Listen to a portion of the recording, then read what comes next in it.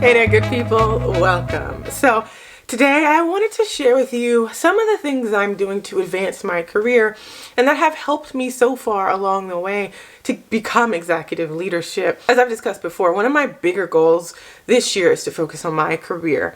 And so just in case it could help someone else, I thought I would share. I know on this YouTube space there's a lot of emphasis on leaving your job, right? And doing creative work full time. But I really enjoy my job and I want to advance in my field. And so we're going to get into what has helped me advance fairly quickly and what I'm doing to continue advancing in my career. So these are habits, things I do daily, monthly, weekly, etc. And the first thing I do every single day when I start work is look at the news, and not just world news, right?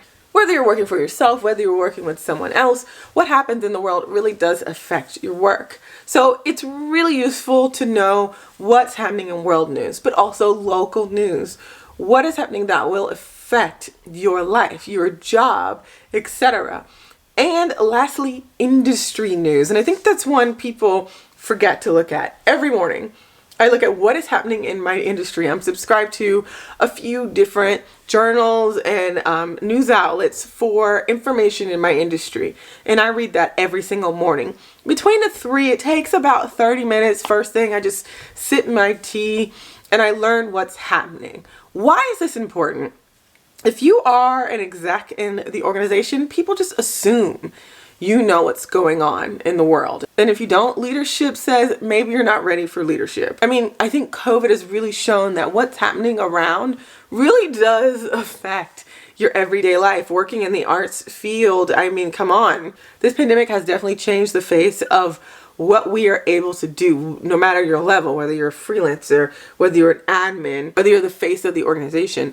The news really does affect what you do. And if you watched the news back in December, you weren't necessarily surprised when this virus made it so we had to all go inside. Because you had stayed abreast of international news, world news, and you knew how it was being handled in other countries. And then industry news, being the person who understands the industry news, who has the institutional knowledge, can really be the innovator in your workplace. You become very valuable. You become that person who has the information. And so I encourage you to subscribe to some news outlets. That's what I do. I have Quartz in the Daily Skim, and they just come directly to my email. I can read the tidbits without the sensationalism of watching the news, and I can learn more about exactly what I want to. And then also local news, the AJC, Atlanta Business Chronicle. I'm subscribed to those, and again, they come directly to my email, and I also go to the website, and it just makes it easier. As far as my industry goes, Chronicle of Philanthropy, Arts Journal, etc. Just these things, taking 30 minutes out of my morning every single day really does affect my career. And if you want to advance, if you ever want to become leadership, it's important to make it a habit to check out news every single day. The next thing you want to do every single week is connect with at least a few people in your network every single week. So in my work, because I do things that are inward facing and outward facing, I take exactly one day out of the week for networking. And that means I'm connecting people in my personal network, my professional network. I'm connecting with them, or I'm connecting people to other people. But even if you don't have like enough people in your Rolodex to do that, you should still be connecting with a few people each week. Why is this important? Because most people get their jobs based on who they know at every level. Even the person who wants a job at McDonald's, a lot of the times they learn about it from a friend who works at McDonald's, how to really get the job, right? To get past the interview. Or in my industry, I was actually speaking to a headhunter the other week, and she was saying like the real CEO, the C-suite positions, they just keep certain people in the pipeline, or they connect to certain people who tell them you should look at this person, right? So really having a network that you can count on is super duper important, especially just for even references. So if you're an introvert like me, it had to be something I practiced, right? It caused me all kinds of anxiety at first to connect to people I don't know, but doing it every week gives me the practice I need to be able to then connect people, right? To say, oh, you should know this person. Here's their email, and I just shoot an email, right? that takes practice for someone who's an introvert. And so just make it a practice every single week to connect with someone in your network. It could be as simple as someone from your college. And I will recommend a book that helped me get started, and that is Never Eat Alone. I can't think of the author.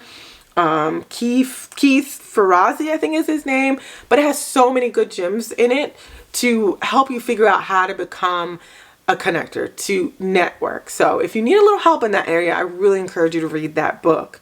Speaking of your network, find friends and colleagues that are at a level that's above you, right? That you want to attain, and spend time around them. Spend time talking to them so that they help push you. Another good thing about it is it can be a deterrent from confirmation bias, right? So if you are of the impression that in order to advance, you got to do this, this, and this, but it's all based on your experience or people at your level or lower, you really don't know, right? There are things that you may not know. And so it behooves you to friend people who are at just a different level than you are. Like I said, it's very inspirational, but it's also a way to check yourself as well. So really, really, I find it important to have those people who just inspire me by their career. It doesn't necessarily mean they're older than me, right? They're just at a different place in their career, and they help me think outside the box. They inspire me, and again, they prevent me from confirmation bias. And then along the same lines of a network is finding a mentor. It is really, really useful to find a mentor in any field, no matter what you're doing. Maybe you were that fry cook that wants to become the manager. Maybe the manager becomes your mentor, right? They tell you how they got there. And a lot of times it's in unexpected ways. Or a mentor may see potential in you to become someone even greater than they are career-wise. And they can help you skip past the things that they messed up along the way. Mentors can help you figure out the professionalism that is expected from your industry. They can give you advice on what you need to read, what skills you need to have. They can connect you with the right people. And then a mentor is just someone who you can ask questions of, right? Maybe you're unsure about something, but you don't want to ask somebody that may make you feel like you should have known the answer, right? You can ask your mentor. If you want a video on that or any of the things I'm talking about, let me know and I'll do it in a later video. But having a mentor is not overrated, and I actually have more than one mentor. Sometimes it can be very useful to have a mentor in more than one place. Like I have a Black woman mentor because our experience is very different than everyone else's. I have a C-suite mentor, right? Because he has experience in C-suite that a lot of people don't have, right? And so it just is useful to have more than one mentor, and also to be a mentor if at all possible. Don't underestimate your lived experience. So just that whole mentor thing, it really is useful in advancing your career. And the last two things are kind of connected, but one, attend a conference. It could be a week-long conference, a day-long conference, like whatever it is, attend a conference around your industry. And they have them in every industry. At conferences, you learn the latest and the greatest. You learn what's coming up on the horizon. You learn the threats to your industry. And more importantly, you connect with people. Like the whole point a lot of times of going to a conference is to build your network. You could meet the person who wants to keep you on file because they want you to join the organization when your career advances a little, right? They may want you to become that C-suite person. They see the potential in your future and they just want to stay connected. Or you could just be trying to make a lateral move, right? You could just be trying to get out of a toxic work environment. And so you meet someone who helps you make connections at that tech company that has a better work environment than yours, right? But you're not trying to advance your career. You feel like you still have things to learn, but you just want to get into a better environment. This is what conferences are for, right? They really can connect you with the right people. But going to the various speaking events and things can really help you understand more deeply what you already do, help you figure out ways to become more valuable at your own job because you are the person with the knowledge about where the industry is going or about the new creative things that are happening, what software that everybody needs to check out, etc., right? So going to a conference, attending a conference can just be that good investment in advancing your career. I've paid for conferences. I have asked my job to pay for conferences. I've gotten fellowships so they pay for conferences. There are so many ways to pay for your conference, and it doesn't have to be a grand conference. So just look for one, get one under your belt. I hate conferences during this Zoom time, but I do them, and I just take hour-long breaks here and there. And along the same lines is make sure you do professional development.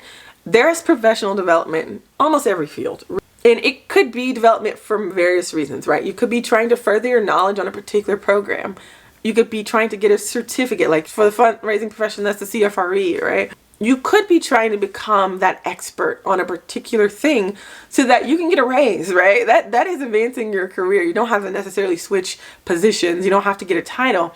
It could be as simple as, you know, getting that certification or that knowledge around a particular program so that you become more valuable in your job and you can get that good raise you need to do what you need to do in life. Professional development opportunities are abound. It does not have to cost money. It can be free. A lot of times these programs have free trainings. It's just most people aren't willing to take it. But if you're that person, then you could definitely advance your career by becoming a specialist in, let's say, Adobe Creative Suite, right? In design or something. You know, a lot of corporate type structures, and nonprofits count too, just a different structure, give you access to lynda.com, which is now a part of LinkedIn, or Skillshare or Udemy, right? Udemy, I don't know.